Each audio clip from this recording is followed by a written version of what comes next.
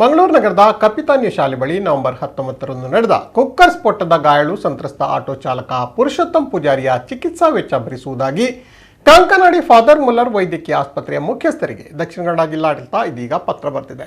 ಪತ್ರದಲ್ಲಿ ಸಂತ್ರಸ್ತರ ಕುಟುಂಬದಿಂದ ಯಾವುದೇ ವೆಚ್ಚವನ್ನು ಭರಿಸಲು ಒತ್ತಡ ಹಾಕದೆ ಅವರಿಗೆ ಸೂಕ್ತವಾದ ಚಿಕಿತ್ಸೆಯನ್ನು ಮುಂದುವರಿಸುವಂತೆ ಫಾದರ್ ಮುಲ್ಲರ್ ಆಸ್ಪತ್ರೆಯ ವೈದ್ಯಕೀಯ ಅಧೀಕ್ಷಕರಿಗೆ ಜಿಲ್ಲಾಡಳಿತ ಪತ್ರದ ಮೂಲಕ ತಿಳಿಸಿದೆ.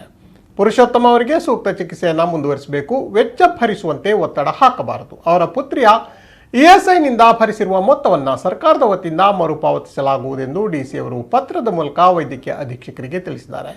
ಪುರುಷೋತ್ತಮ ಅವರ ಚಿಕಿತ್ಸಾ ವೆಚ್ಚವನ್ನು ಪುತ್ರಿಯ ಇಎಸ್ಐ ಮೂಲಕ ಭರಿಸಲಾಗಿತ್ತು.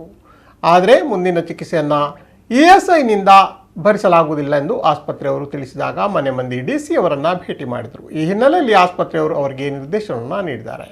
ಈ ಹಿಂದೆ ಚಾಲಕ ಪುರುಷೋತ್ತಮ ಅವರನ್ನು ಗೃಹ ಸಚಿವ ಅರಗ ಜ್ಞಾನೇಂದ್ರ ಭೇಟಿ ಮಾಡಿದ ವೇಳೆ 50,000 ರೂಪಾಯಿಗಳ ಧನ ಸಹಾಯವನ್ನು ನೀಡಿದರು. ಇನ್ನು ಅವರ ಸಂಕಷ್ಟವನ್ನು ಅರ್ಥ ಮಾಡಿಕೊಂಡ ಗುರು ಬೆಳದಿಂಗಳು ಫೌಂಡೇಶನ್ ಅವರ ಮನೆಯ ನವೀಕರಣ ಕಾರ್ಯಕ್ಕೆ ಕೂಡ ನೆರವು ನೀಡಿತ್ತು.